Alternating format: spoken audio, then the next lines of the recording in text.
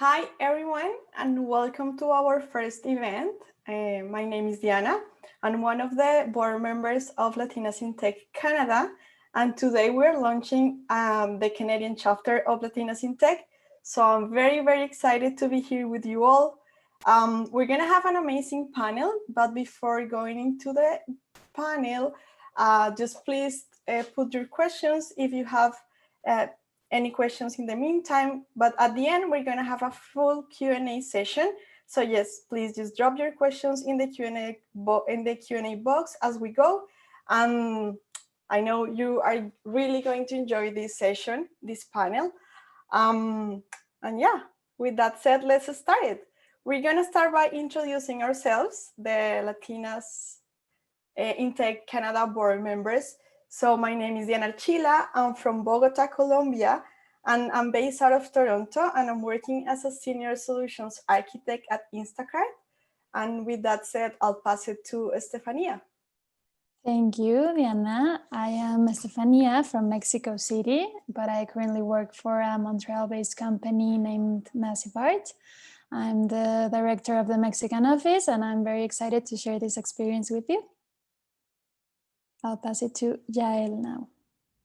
Hi, everyone. I'm Yael Zambrano. I was born and raised in Valencia, Venezuela. I'm the site program manager for Uber Toronto, as well as the lead for employee culture and engagement for Uber Canada. And I'll pass it to Maria Susana. Hi, everyone. I'm Maria Susana. I'm from Ecuador. Right now, I work at OCL Law, a boutique law firm located in Toronto that specializes in business and technology law. So before we start this event, we'll talk a little bit about the mission and the vision of Latinas in Tech. As you can see it in this slide, we want to create a network community of Latina women that support each other and exchange ideas and initiatives. Basically, what we want to do with this chapter is we want to create a safe space for Latinas to share their experiences and their stories. And we aim for this Canadian chapter to be your community in which you can always find support and mentorship.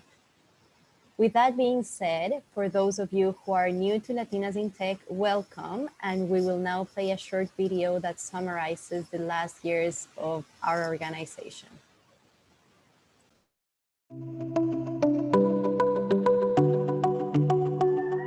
My name is Ruby Martinez. I'm a program manager at Google working on the Google Assistant team. I'm Julia Figueiredo, Vice President for Latin America at Silicon Valley Bank. My name is Margarita Rojas. I started my career in technology in 2012. And when I first got into the industry, I was really surprised by the low number of Latinos working in technology, especially Latinas. This has to change. Tech is a male-dominated industry. We can help bridge that gap by helping prepare and connect women in tech to the tech companies everywhere. Latinas in Tech was essential to my career in tech. I got both my previous job at Evernote and also my current job at Silicon Valley Bank through Latinas in Tech, because we have a strong support network.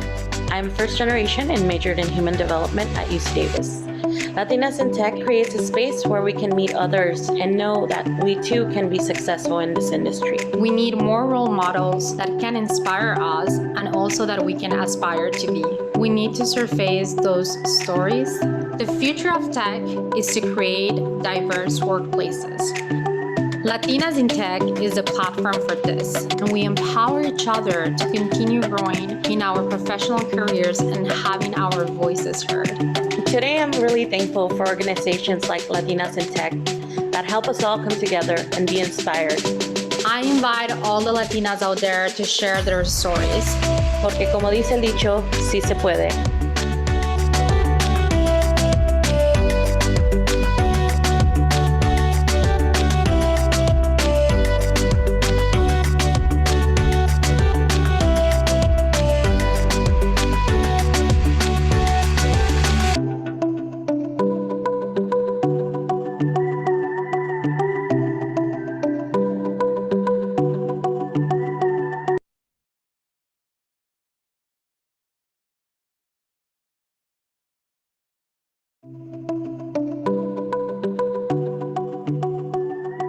My name is Ruby Martinez.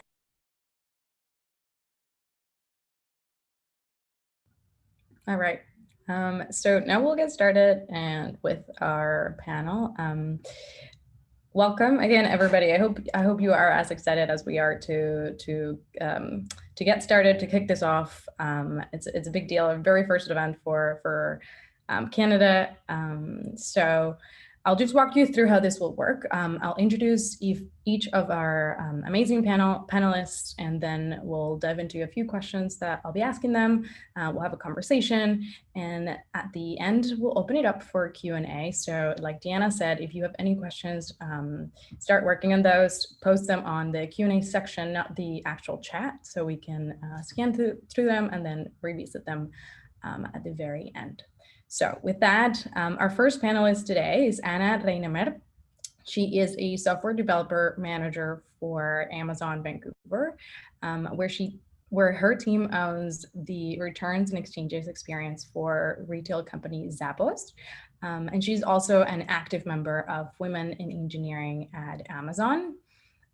Next, we have Alejandra Porta, who is a designer and the co-founder of Shine Bootcamp, a speaker accelerator for women and non-binary people who believes design thinking can be applied to any discipline.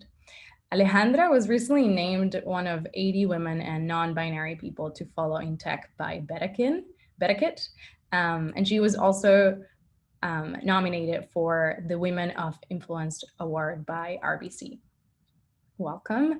And last but not least, we have Pegles Barrios Sanchez, who is a facilitation specialist and the proud founder of the Latinx ERG at Shopify. She's based in Ottawa. The ERG today has over 600 members, and Pegles makes sure that Latinx people are not only represented and thriving, but included, valued, and heard at all levels of the Shopify international ecosystem. So those are our panelists today. I'll just invite you to turn your cameras on, and we'll head to the questions portion of this. Welcome, everybody. So with that, let's get started. Our first question today, we sort of wanted to take a step back and start from the beginning. We've heard about what you do today. I've just told everybody what you do, what your roles are, and which companies you work at. But we wanted to get started with how did your career start in Canada, and what that journey has been like so far. I'll start with Ana, and we'll move along to Alejandra, and then we'll pass it over to Pegles. Okay, so my career in Canada started 5.5 years ago when I was very pregnant in Bogota. And I received an email from a recruiter at Amazon saying, hey, would you like to apply? There's an event happening. And I was like, of course, yeah, sure, why not? I have a huge belly, but that's fine. And I applied, and I was blessed enough to pass the 5-hour interview, which, by the way, I had fun, and it's like one of the first times I had fun during an interview, answering the questions. So a few months later, I got the offer and I moved to Vancouver. So 5.5 years ago, I relocated to Vancouver with my husband and my baby, and I joined Amazon as a technical program manager. And my career then started with the recruiting experience team at Amazon, and eventually I moved into a developer manager role, which is where I am today. Amazing. Thanks, Ana. And I know that you worked at MasterCard. Does that mean that you worked at MasterCard back in Colombia? No. So my career was, I spent 4 years at Amazon. Then there was an opportunity for me to start a brand new team, a brand new office in MasterCard Vancouver as well. But during the pandemic, it hit everyone different, and the pandemic makes people think about the future in a whole different lots of ways. So for me, it was, I reached out to my mentor and to the people that I was most close to, and then I ended up joining Amazon again. Okay. 4 months ago. All right. So it was Amazon, MasterCard, Amazon, yes. Awesome. Alejandra, tell me about you. My career in Canada started when I originally moved from Nicaragua to Toronto to go to university, Ontario College of Art and Design, and did a graphic design and art direction program. But my career in tech started when I moved from Toronto to Vancouver to attend the Vancouver Film School, and I did digital design program, which I learned everything about interactive design and user experience.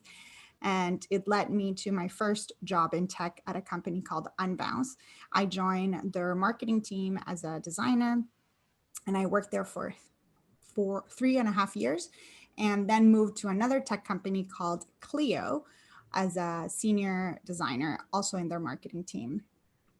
And now, last year, I quit my full-time job, something that I had been wanting to do for a long time, wanting to be my own boss and be focus more on doing freelance work, and moved back to Nicaragua after 17 years of being abroad. And I mean, I didn't need to be here this long, but now I'm with all the pandemic, but I feel really grateful to be back home. And I also co-founded and run a program called Shine Bootcamp, and it's keeping me kind of like connected with the tech industry, because we are empowering more women and non-binary people to speak more, because our voices matter and we need to speak up at conferences and things like that. That's awesome. Thanks, Alejandra. And talk about like facing fears, right? You said that you quit your full-time job, you just went to freelance, when a lot of people actually start as freelance and then go to a full-time job. So kudos to you for doing that head on. Pegles, let's hear from you. I know you're based in Ottawa. You told us earlier offline that you're really cold. I can concur. I live there. It's freezing. So tell us, how do you start your career? How do you land at Shopify? Yeah, great question.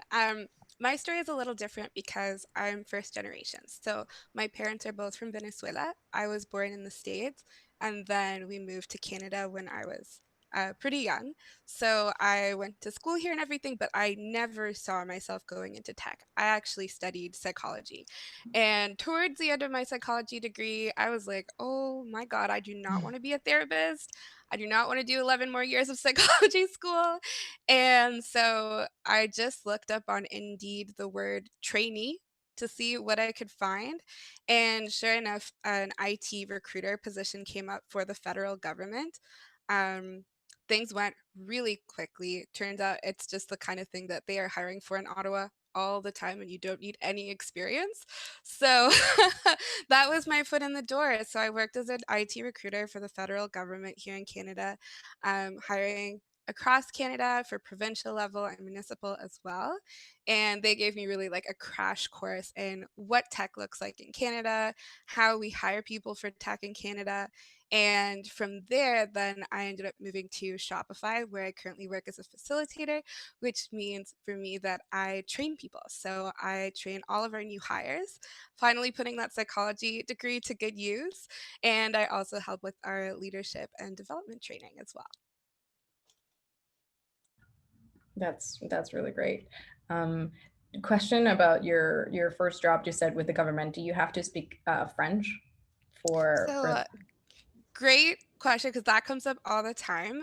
So it actually was an external agency called SI Systems, but just in Ottawa alone, there are hundreds of recruitment agencies that specifically recruit in tech and IT, and you generally don't need to speak anything other than English. Actually, speaking Spanish was a huge perk because it helped me relate a lot to other candidates who are Latina, Latino, Latinx who were applying to jobs here.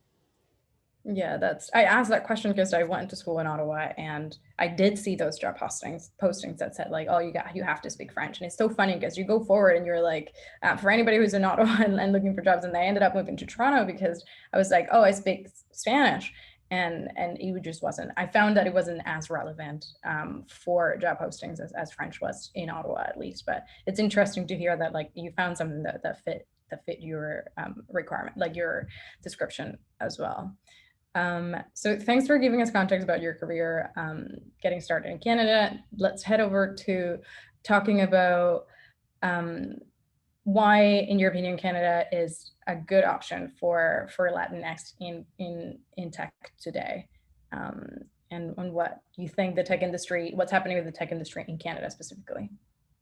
So again, let's start with Anna, and then we'll go over to Alejandra and Beckles. Right.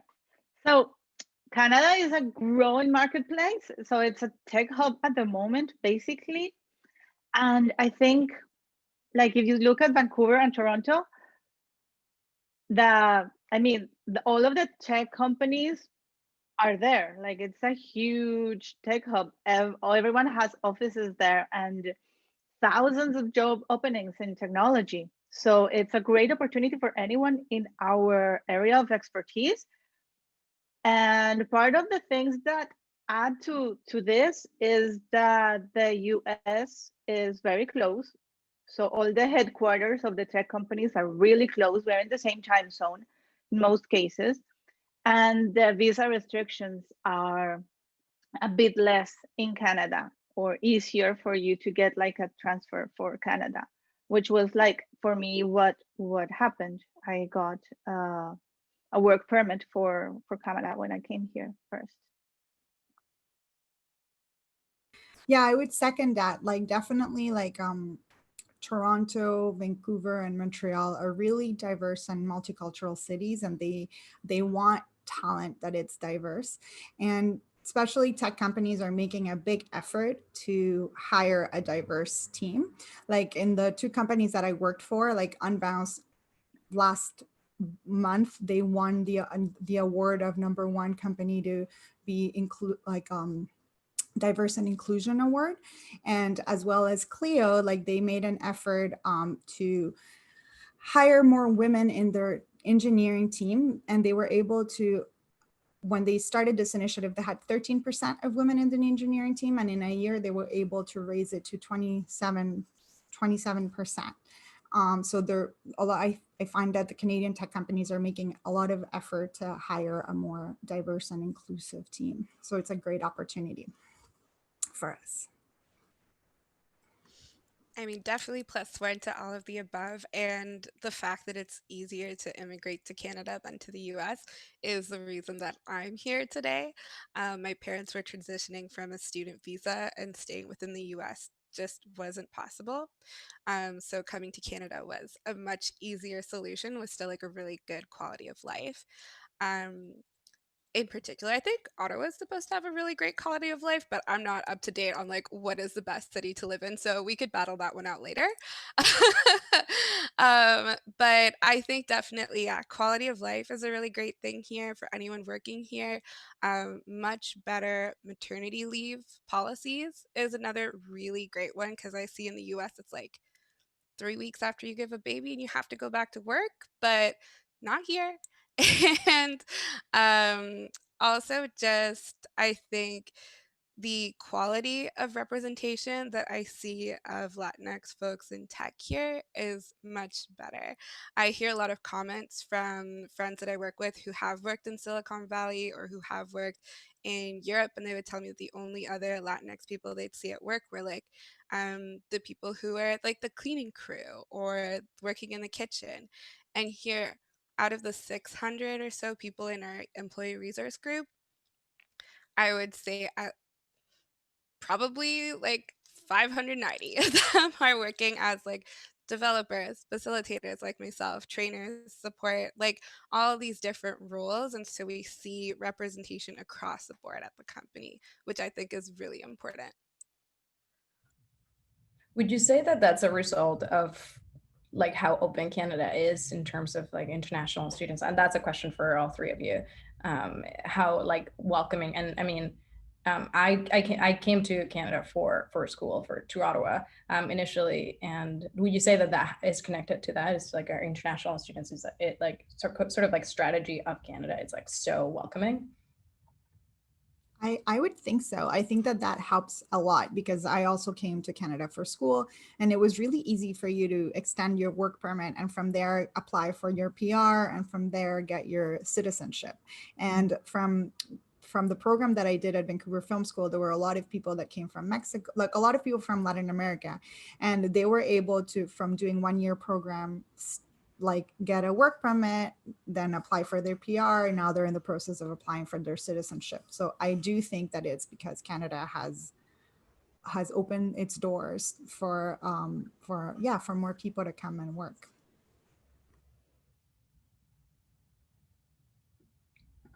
I'll move on to the next question. My next question was going to be very similar because Alejandra, you touched on inclusion like within work. Okay, so once like you went to school, like how represented we are in Canada, but then how represented are we in the office? And I wanted to dig in a little bit more there. Let's start with Alejandra, and then we'll move to Peggy's, and we'll close with Anna on this one.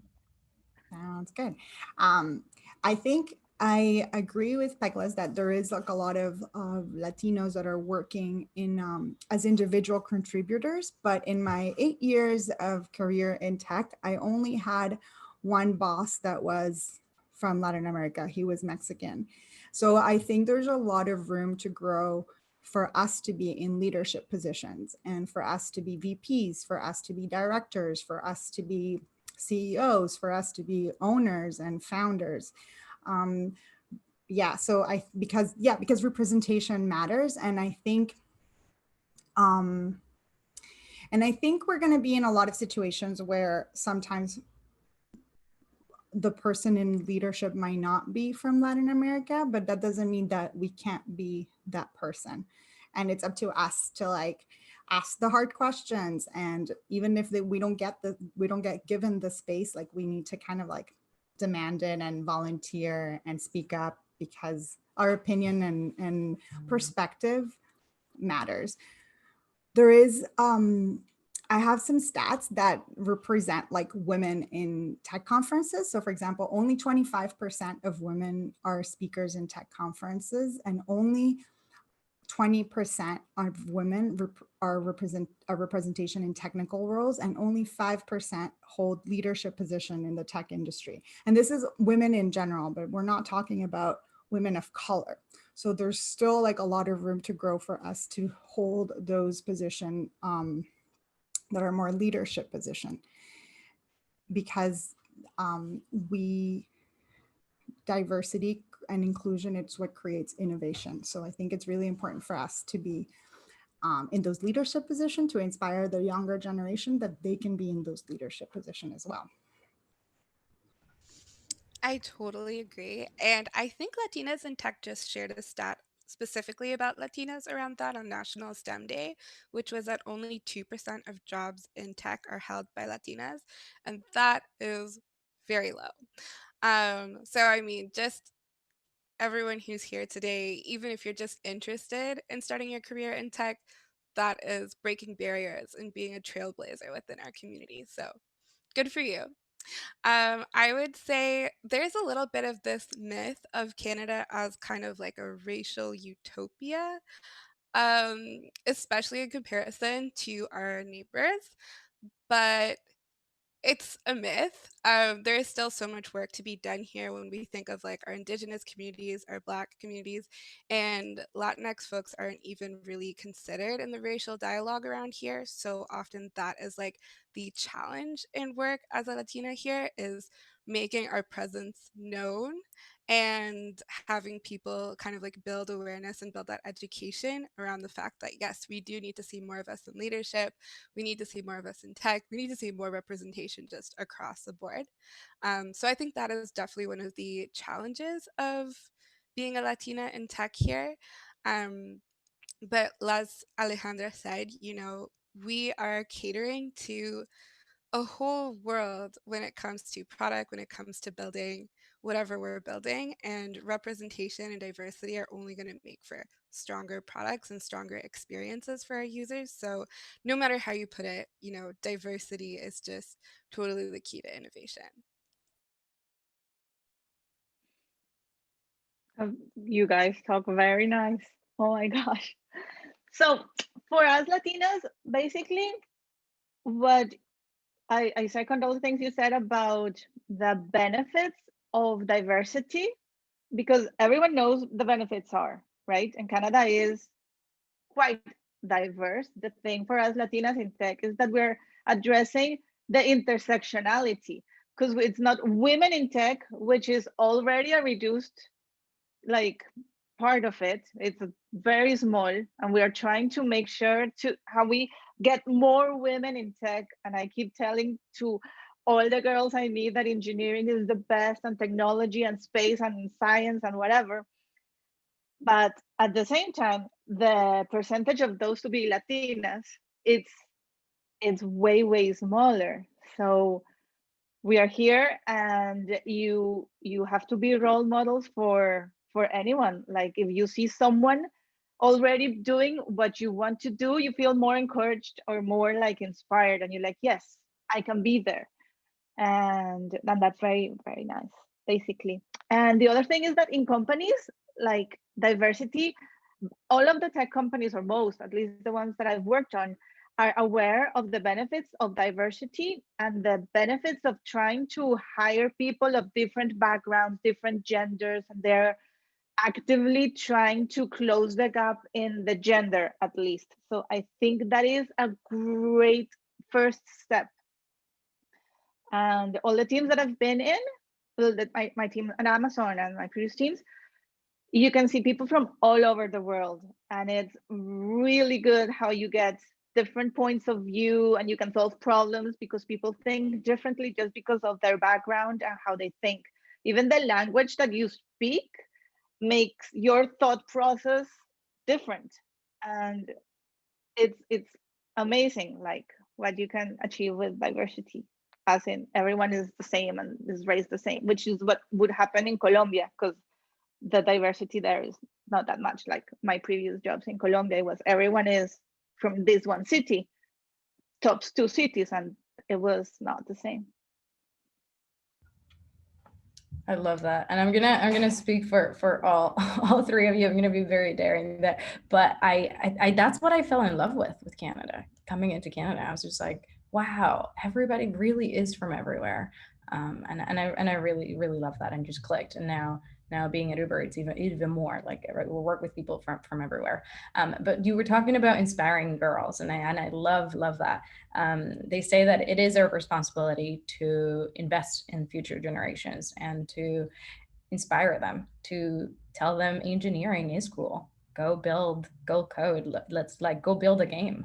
I know that you, Anna, I know that you worked in MasterCard and you were helping in the ERG for women leaders. Can you tell us a little bit more about how that was, and what do you observe from like an engineering perspective? So in MasterCard, it was yes, an ERG was called it's called Women Leadership Network, and in the 1 year that I worked there, so I'm created and I co-led. So I was the co-lead for the chapter in Canada, in Vancouver, and now my previous colleague that is now running the new lead for that, she's amazing, and I think she's doing great things there. But one of the cool initiatives that MasterCard had in place was Girls for Tech. Mm-hmm. And we invited a bunch of girls in the ages from 8 to 12 to attend like a 2 or 3 hour workshop, and you show them with cool playing exercises technology concepts. So you show them encryption, you show them how transactions work, and you show them how to do a sorting algorithm with just balls, and they need to do it in order, and like the type of problems that you solve in real day in technology, but for ages 8 to 12. And it was all these girls, like getting them excited, or at least adding that spark of curiosity of this is something I could do. That's amazing. I love that exercise. That's really neat.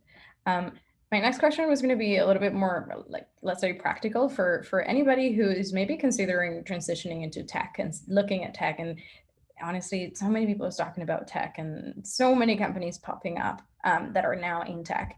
And it's a bit of a hot topic. So what would you suggest to somebody who's looking to get started in pursuing a career in tech? And let's start with Perles this time. Oh, great.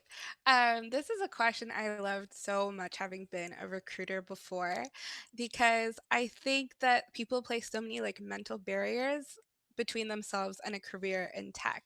Like you might think you have to have a computer science degree or you have to have, like X, Y, and Z qualifications, when truly there are so many transferable skills. Like being resourceful, being open to learning, that I feel are so important to have a fruitful career. And often, a lot of these big companies like Shopify in particular are really looking for potential.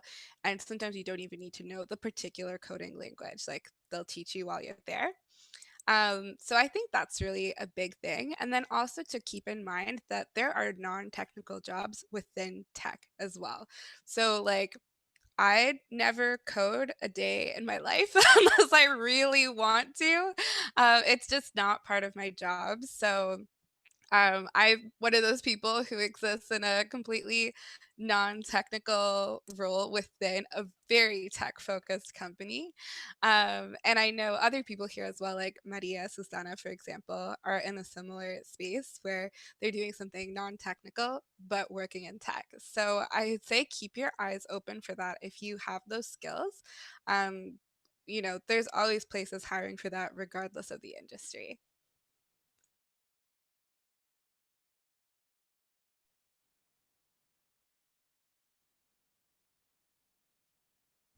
Alejandra, Anna, the floor is yours. Go ahead. All right, so I'll start then. um,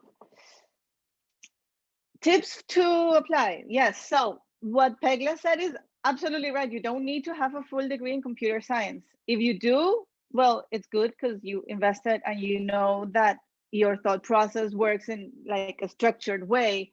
And I did full systems engineering, which is 5 years of it, but you don't need it for this kind of jobs. You need to understand the technology, read the books, there are workshops, and keep updated into like type of technologies that are up to like the new things. And one of the things that I wanted to like emphasize of what Pegla says is when you're reading a job description and there are 10 qualifications that you need there, don't like say no, I can't apply because I don't meet absolutely every single one of them, like word by word. And this is something that I heard in a tech conference, that men apply even if they hit 5 of them, and women will not, because they ask you for 10 things and you need the 10 things and then you restrain yourself from applying. So what I want to tell people is like, don't be afraid, just apply. And if you have like the leadership and the communication skills, and if you have enough experience in some other areas, it can compensate for the gaps that you have. And during the recruiting process, it could happen that they see that you are valuable and you have potential, and maybe you're not a fit for this one particular role, but you're a fit for some other role, and they'll move you forward. But don't restrain yourself from applying to your dream job because you don't meet all 20 qualifications that sometimes are too much.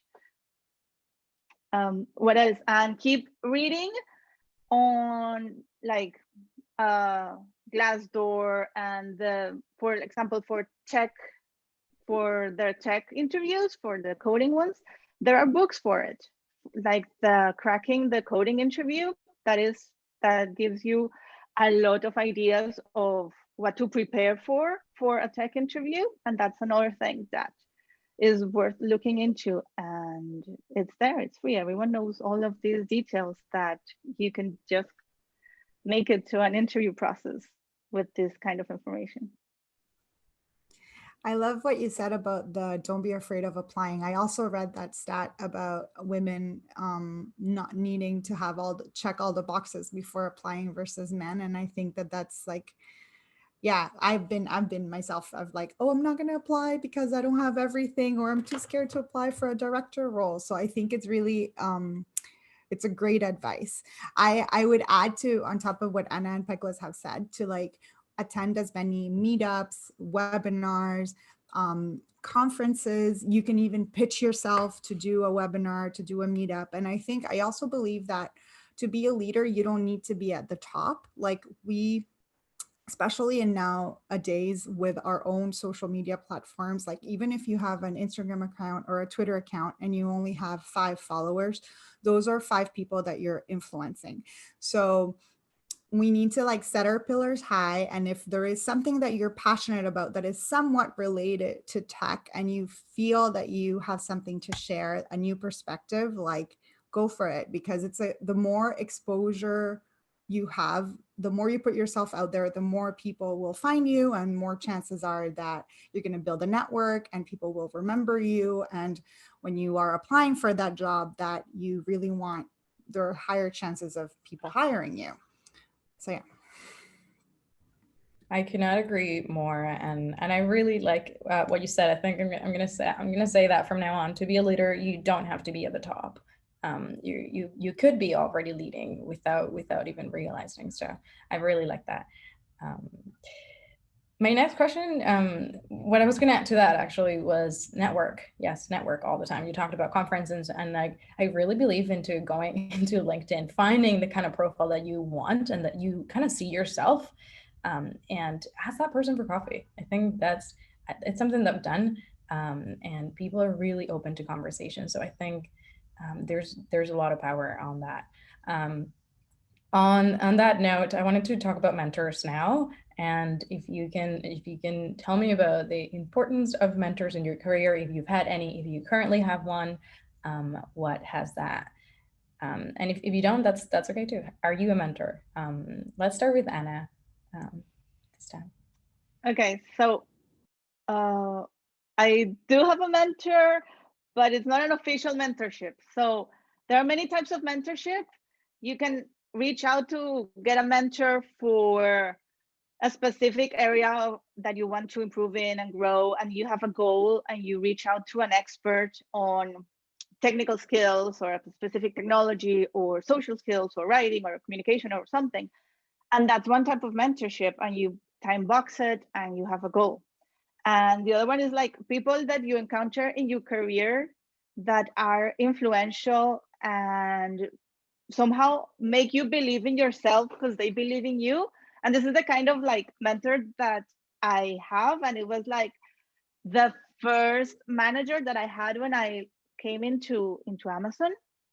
And it was like a person that showed me that you can be a leader, and we are at Amazon, so you're data driven, you are all about delivery and results, but at the same time, and it's very aligned with my personality, is that you are human and you never stop being a human and a person and leading with kindness. So this is something that since I became a manager, I've always had in my management like sheet or things that I always bring with me, because everyone is a person and you have to be kind. So this is the kind of things that I saw. And there's also like another leader that I worked with that was the person that saw leadership potential in me as part of the organization and said, no, you should be a manager. And then are these kind of people that drive your career to make you succeed and then support you in it. And I'm very blessed that I have these opportunities. But I saw a question there, like, where do you get a mentor? Like, it's hard to go around saying, hey, can you be my mentor? But it's at the same time, like what I said, there are types of mentorship. So you could like look for circles, like networking, and then you start making connections. And these kind of things, you end up making a friend. And at some point, that friend is like your mentor in your career. You can also do it like the formal way, and like, this person is my mentor for these goals, which is also very, very useful. So I totally recommend it. And if you don't have one, you think about in your career, you definitely have a person that has inspired you. So you can go back and say like, thank you, and like call them out to them, like, you are a mentor to me. pass it forward if you can.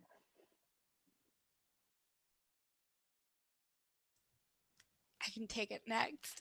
I have a couple mentors, although none of them work within my craft. So none of them are actually facilitators, but it's more people who have really challenged me to, think differently about my career, or kind of like what Ana and Alejandra was saying, to pursue leadership, even if I'm not a lead or a manager myself. So one of them is Dr. Gloria Gonzalez Morales, and she's a professor at Claremont University for occupational health in the workplace.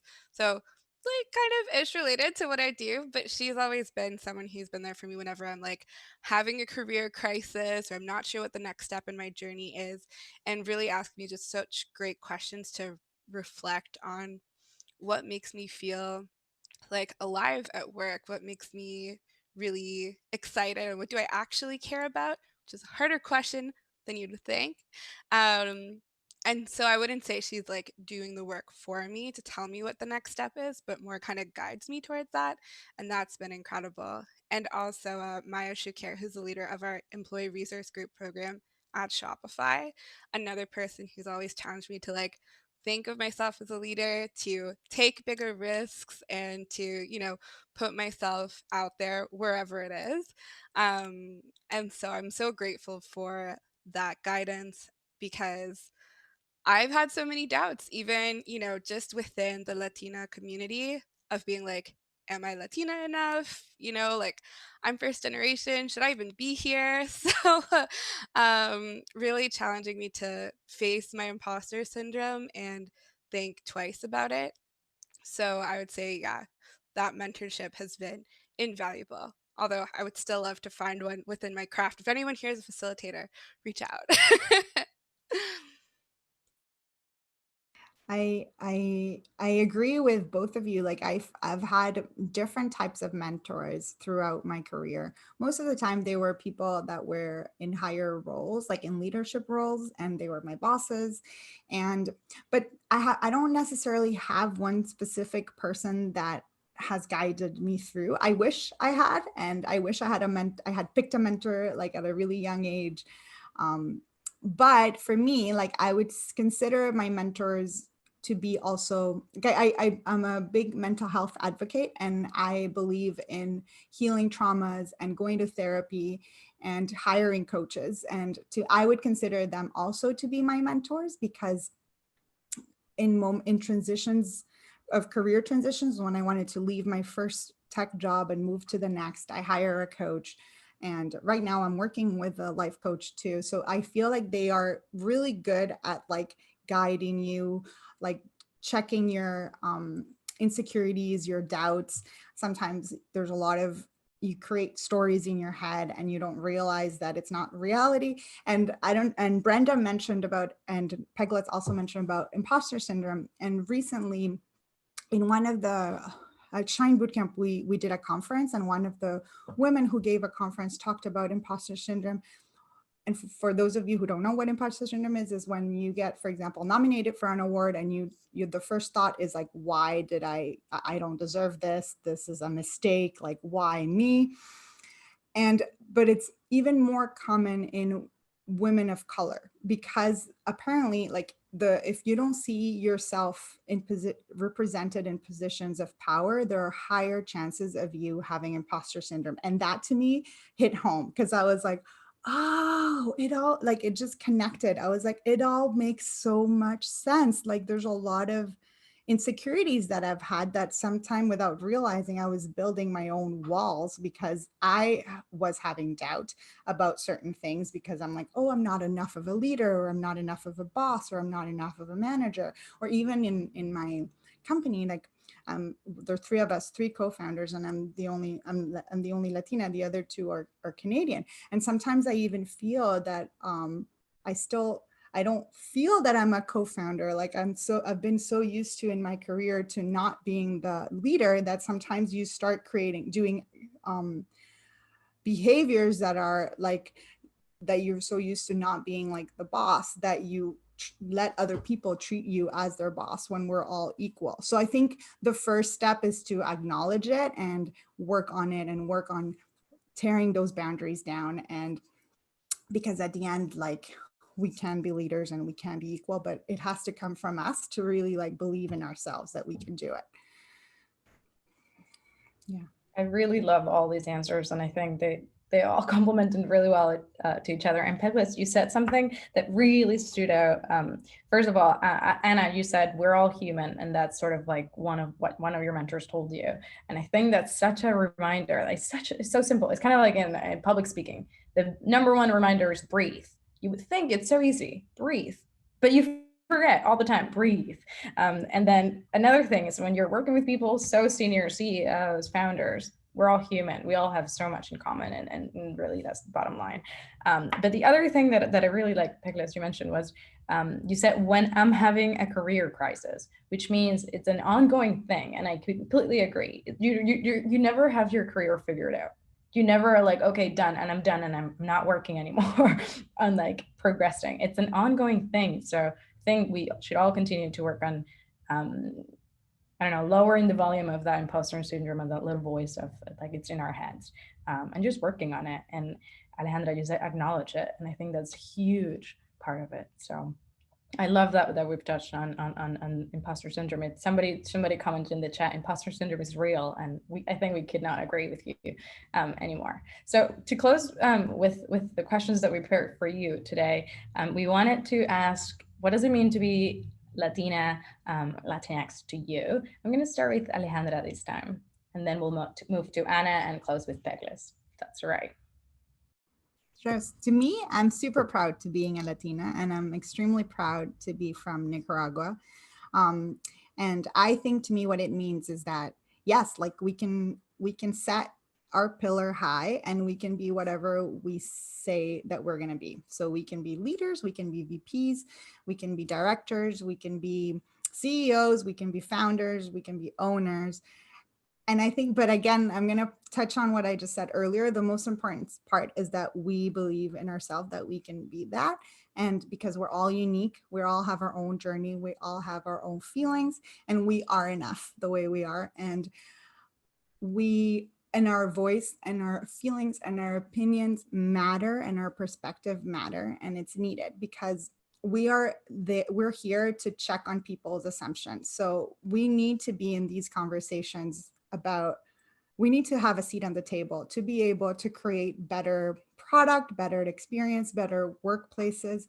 And I think when we are like the only person in a room that is Latina, let's say, like it's our chance to say, hey, like, actually, you can't assume that everybody's going to feel this way or everyone's going to have this same confidence. Like, we need to double check this. So I think it's really important for us to speak up and to say what we think. And sometimes it's scary, like, because especially if you are an introverted, like it can be really scary to say what you think, but we need to. So I always have it as a reminder whenever there's a meeting and I need to speak up. I'm like, just say it, Ale, just say it. And then you feel a lot better, like, once you do it, because at the end, like I said before, like, inclusion drives innovation, and we can't be what we can't see. So yeah. Oh, one thing before I forget. I'm wearing these earrings. They're the national flower of Nicaragua. And right now, Nicaragua is getting hit by a hurricane. And with Shine Bootcamp, we are doing like a matching donation. So if you donate and you send us a screenshot, we will pair that donation. And so yeah, so it's a good initiative to get more funding for all these people in need in Nicaragua and in Central America, because it's hitting all Central America. Thank you, Ale. Let's pass it over to Anna. So the question was, what does it mean to be Latina? No? Yes. So being Latina for me is, I think, well, I'm very proud. I'm from Colombia, but when I get to my work, it's like I'm the loudest one in the room. And I'm the one that talks with the hands, and I'm the one that is like smiling and like has to like move it. And I can't bear having people just sit there and boring and looking at their shoes and giving their updates or something, because I'm like, where is the life? Enjoy it. So those are like the things that make me different. And that was like my first cultural shock on coming to Canada, because like I'm a total introvert. So for the Colombian standards, I'm introverted. But here it's the complete opposite. Like it's totally flipped. So I really enjoy that. And then it's also explaining to people why when you go into a room and you want to say hello and you hug people, it's okay. And those kinds of things. And it's bringing like the different, another side of the culture that is a contrast to what you see with everyone else. So it's always adding like another spice or an extra contrast to a conversation, so that people see it from another angle. I think that's what it means. So many great things have been said already.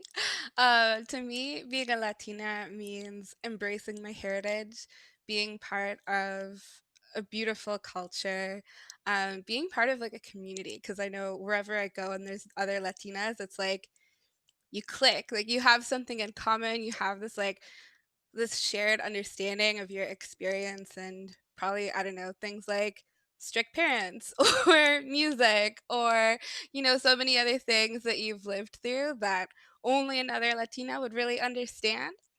But it also means, facing stereotypes in the workplace and people having expectations of you that like may or may not be who you are. And so for me, I feel really conscious of all of that in every space that I'm in. Like, am I being true to myself and my heritage and my culture? Am I being perceived as who I really am or who people expect me to be? Um, so it's something that I feel like I balance every day, but I'm really proud of as well.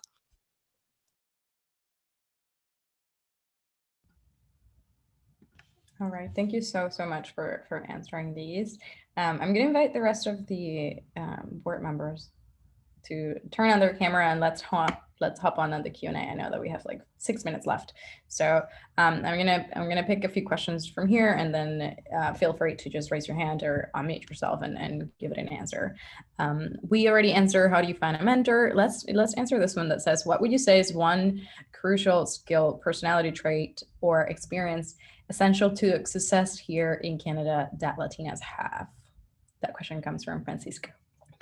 Anybody wants to take a stab at this? Sure, I'll go, I guess. That's a really hard one and a very good question, but I think that one trait and one skill that is very crucial when you move to Canada is resilience. Just because things take a while. If you want to settle down here, you need to be patient. You need to know that you can't give up no matter what. So I think that Latinas are resilient. I have no doubts, but that's one thing that you need to consider if you're going to come here, and especially in the tech space. I think that's something really needed. Somebody else that would like to add something?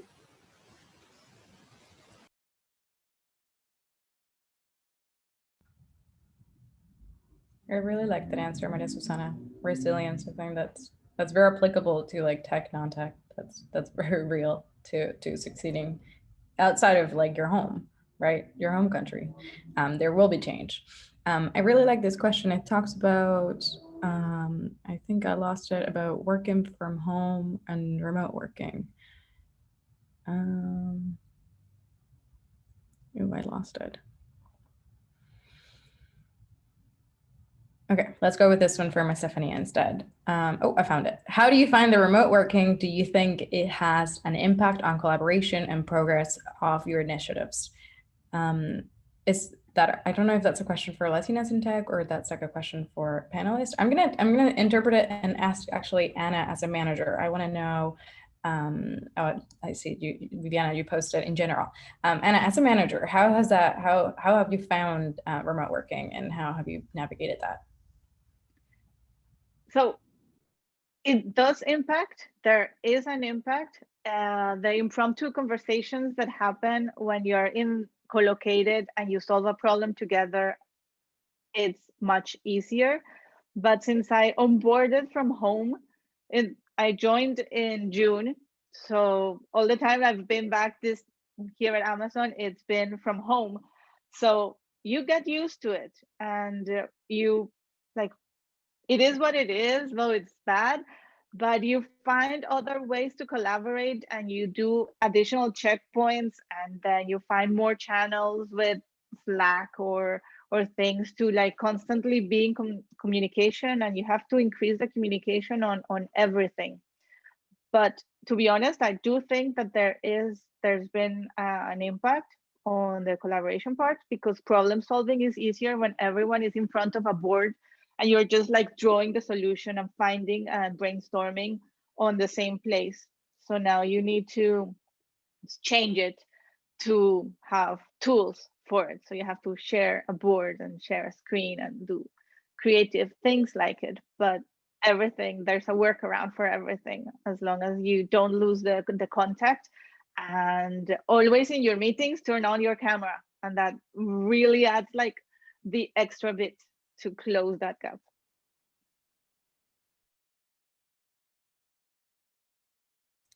I can take this one as well, because Shopify has announced that we are remote forever. Like, it's not just until the end of 2020 or 2021. It's like our new status quo. So we're calling it digital by default, soon to be renamed digital by design.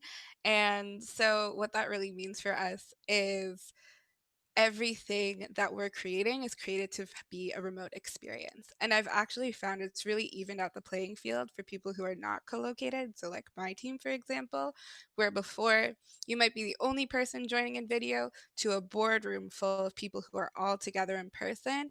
Now everyone is joining from home. And they've given us some pretty great perks for working from home too, so I can't complain. They've given us all over 2,000 Canadian dollars to put into our home office, so thank you, Shopify.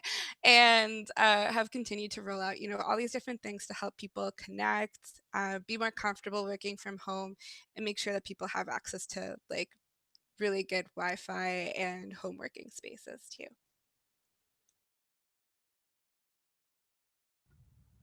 Yeah, I think employers have been to adapt, like have had to adapt to accommodating employees now more than ever. Next question was from Estefania. Sorry, so from Viviana again, and she said, "What are the main challenges you see in the tech industry in Canada?" Who wants to take this one?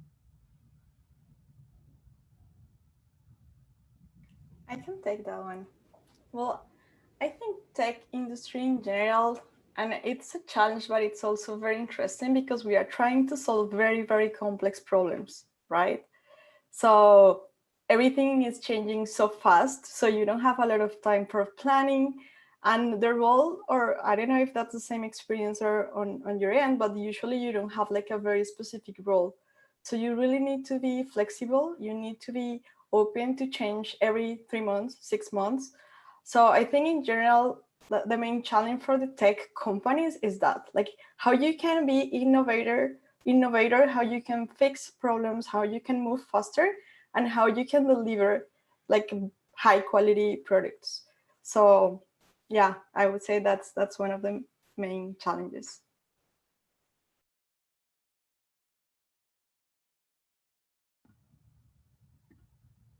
Okay, next question, and I know that we're at time, but let's try and take a few more questions here.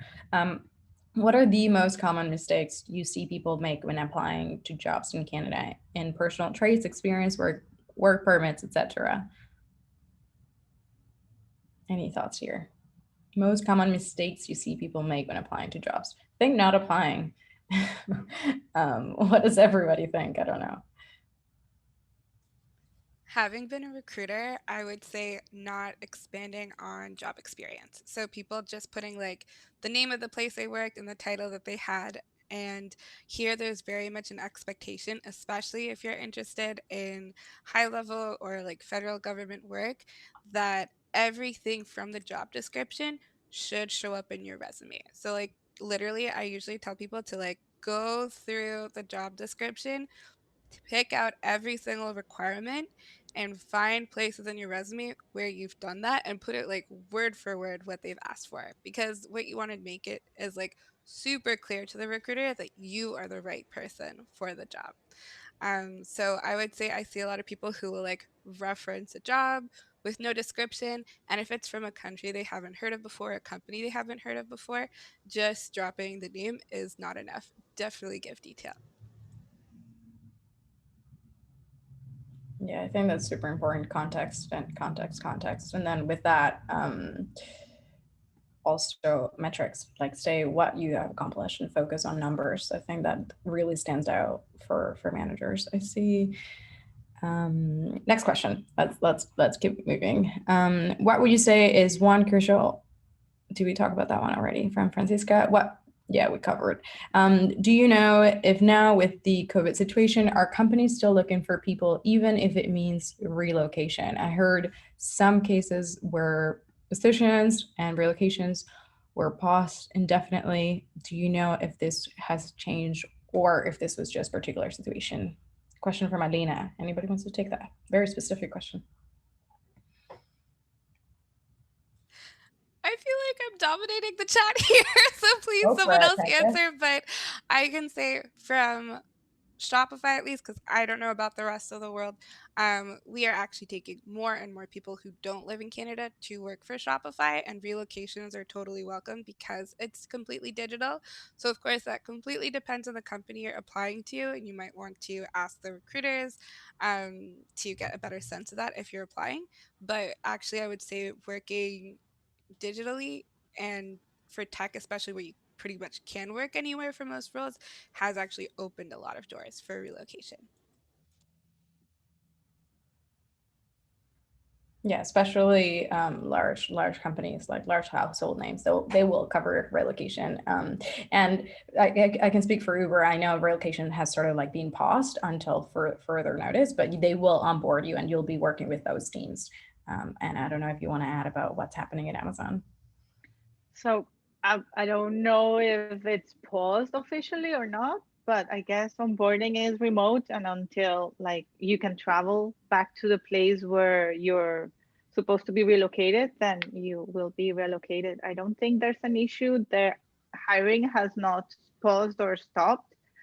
There are still tons of job openings for all the locations for Vancouver and for Toronto. There's all the jobs are still there. I have not seen any news on this going down, because you still need to build things and you still need to, grow.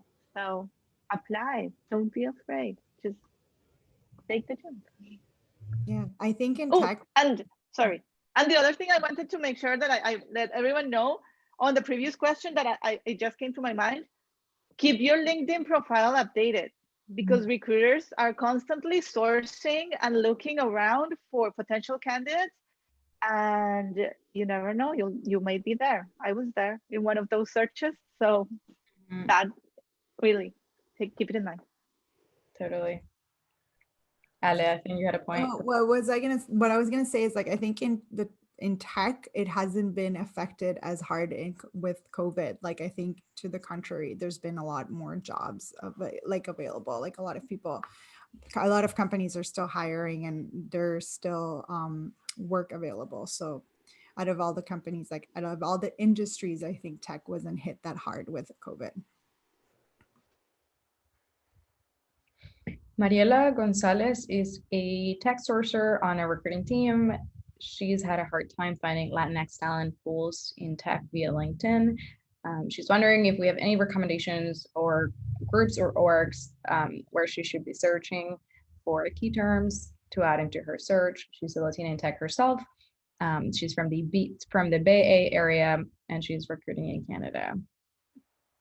But that's new to her and to her team.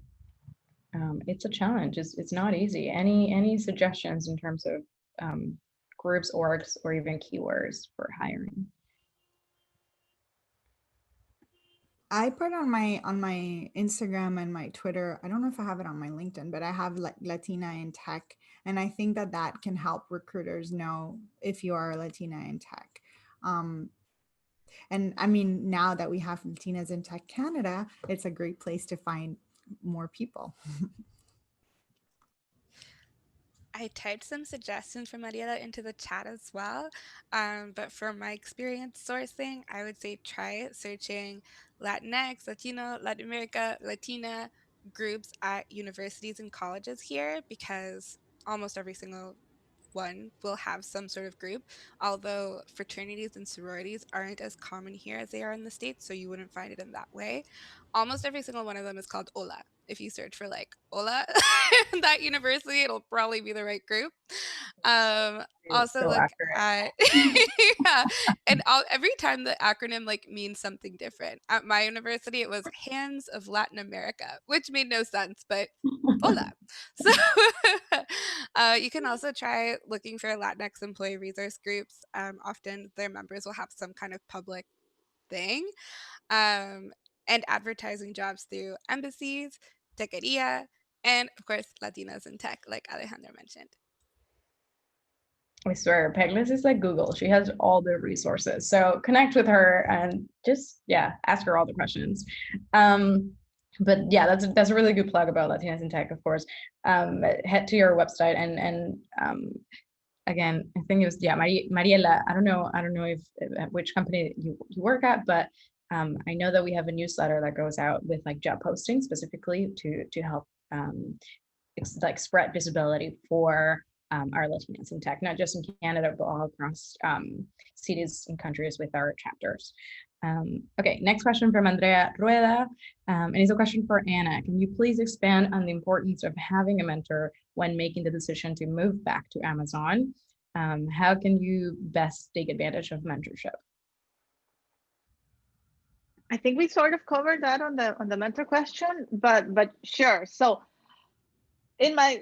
specific to my experience, I reconnected with my mentor and I asked him if there were job openings in his organization, and I started looking around and came back.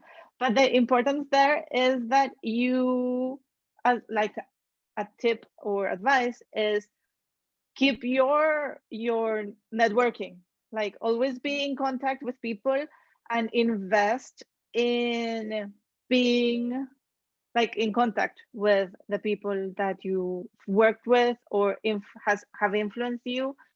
And this, it's hard and sometimes you don't do it, but it's really worth it to keep in contact with these people, like once every 6 months, just drop in a line and say, hey, how you doing and what's up. And you never know when these things, opportunities just can show up, or if not, you'll be on the top of mind of people there.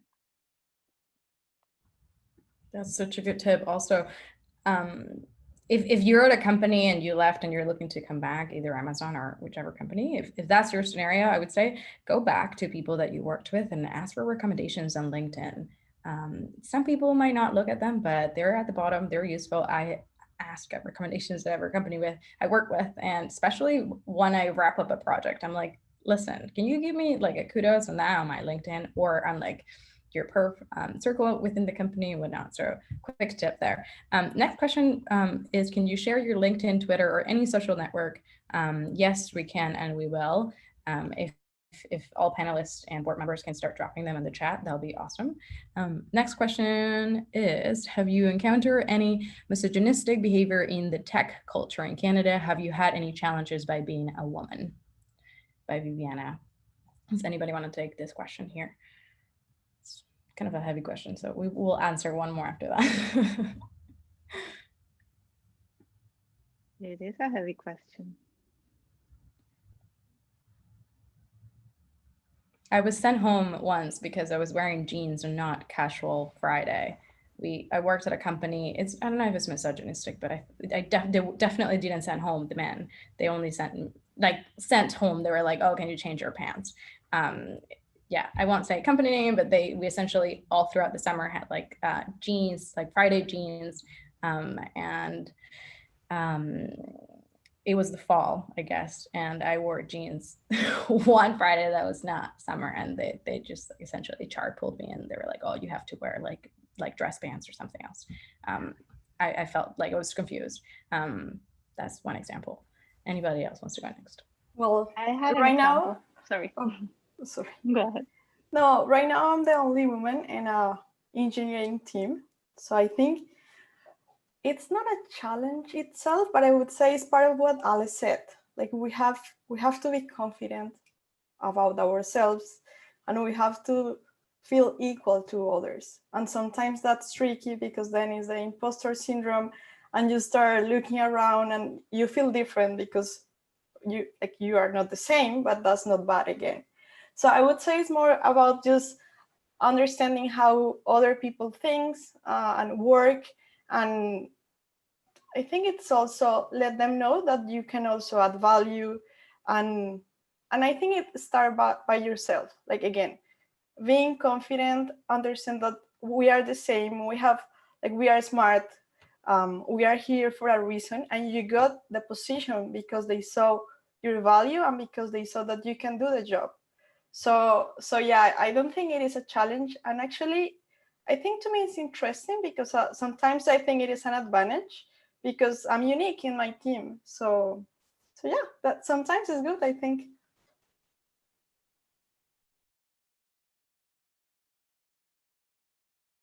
Yeah, one time I was told that I was being a drama queen, and by my boss, and I remember I was vivid about it. But I think it's also like it's understanding the humor level and understanding when things, like, I think one of the best advice that I was given is always assume the best intentions. And I think that that's a good way of, like, sometimes looking at things being like, okay, well, they probably didn't mean to offend me. They were trying to be like funny or something. But I did bring it up to HR.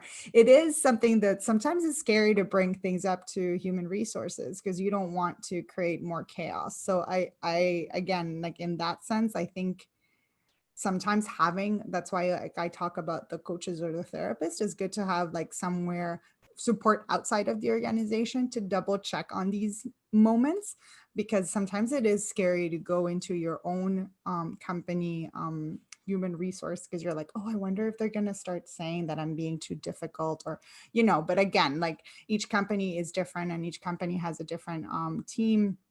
Usually they're always there to support you. And I think a lot of the time it was my own insecurity of me being scared of speaking up about certain things. But yeah. I did have a horrible experience once, and and it was the lesson learned in this. So let me tell you, it was a guy that I came up one day to the office, any normal day, wearing a skirt, and the guy looked me up, down, and was like, "Oh, you look pleasantly good." I was like, "What? Have you never seen a person dressed pretty?" And the same guy in another meeting was making Colombian jokes about, the one problem that the country everyone knows has. And I was like, what's going on? And in similar situations, the same one person would address me to take notes and would do all the things that are in the book of things that you do to a woman in a meeting, take notes, and only address the woman for the secretary kind of things. And I would be like, okay, the tech questions go to the guy, to the man in the room, and what are the next steps, and please take note and send the email to with this subject and these people. And I'm like, thank you. And it was all the same person, so it was very hard. So the lesson learned, so that people know, and you guys learn from me, is like, stand up, don't be afraid to say, I have a technical background as much as anyone else in the room, and I can answer those questions too. And just like, it's very hard because you feel this tiny, even though you have the same height as everyone else, and you are there as an equal. But stand up and just don't be afraid to speak your mind and look for allies. And this is like something that is also good in companies to do, is train your fellow men to be allies. Because in these situations, when this happens, you can stand up for yourself, but if no one else is doing so, then it becomes an accepted behavior that is, if a leader does this, it's okay. And I did go to HR and reported, and I said that this is unacceptable and this is cannot happen again. So it's very, it makes you feel awful, and you're like, oh my God, I'm the troublemaker here. Why? But you know that you're doing the right thing, and don't be afraid to say, no, this is not how it works, and fight it.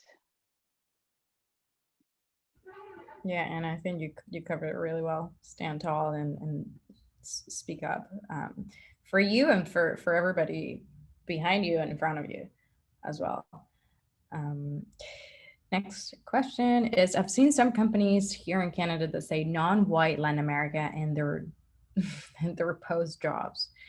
Could you please talk a little bit about it? I'm gonna ask this to Pegles. Pegles, I know that you're all about ERGs, and I know that you worked as a recruiter. Do you have any thoughts here? Have you seen this? What's your take? Yeah, I've actually never seen this, but that doesn't mean that it doesn't exist. I mean, clearly, if you saw that, it must be a thing in some places. I would say that it might boil down to, seeking higher intersectionality within the Latinas or Latinos that we're bringing into our companies. Because when I think of even just Shopify, for example, um, when it comes to a time of the year that we want to like celebrate Afro Latinos or something, we don't have that many people to be celebrating. So I could totally see that being a thing if they're trying to make sure that there's representation within the Latino community and create more opportunities there as well. But keep looking, because lots of companies are looking to improve their diversity. And just because one company isn't looking for you, that doesn't mean that no one is looking. I love that.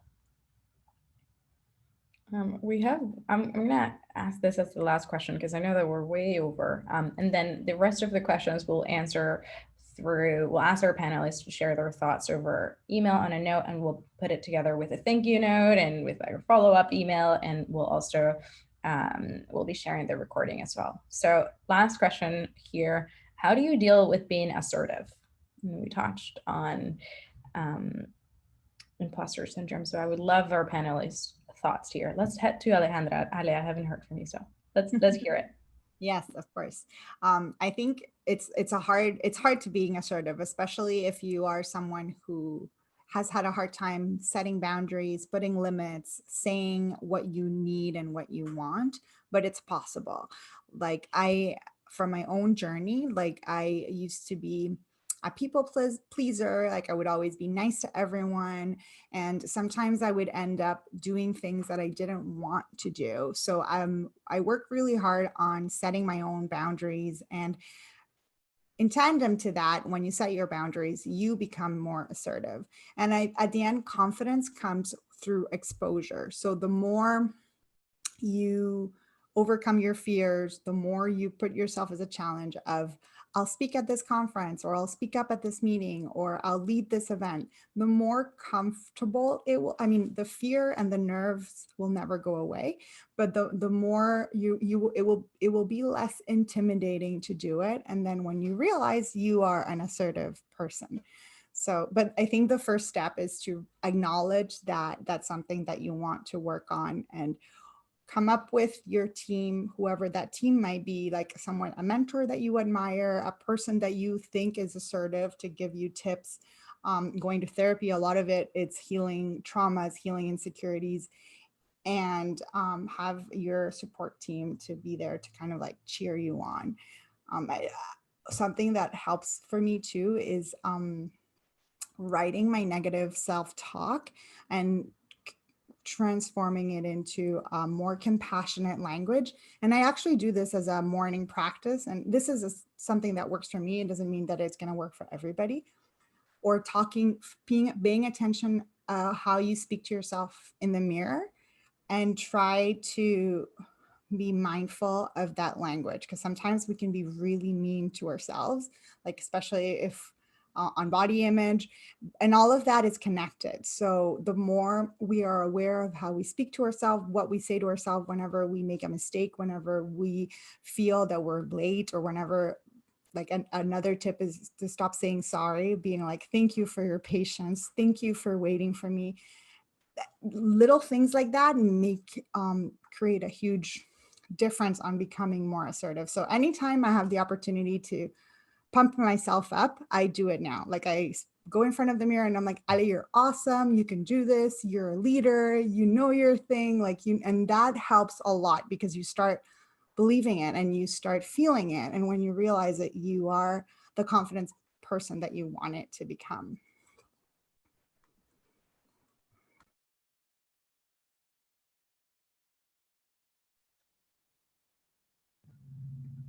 I love that answer, and I see people agreeing with you in the chat box as well.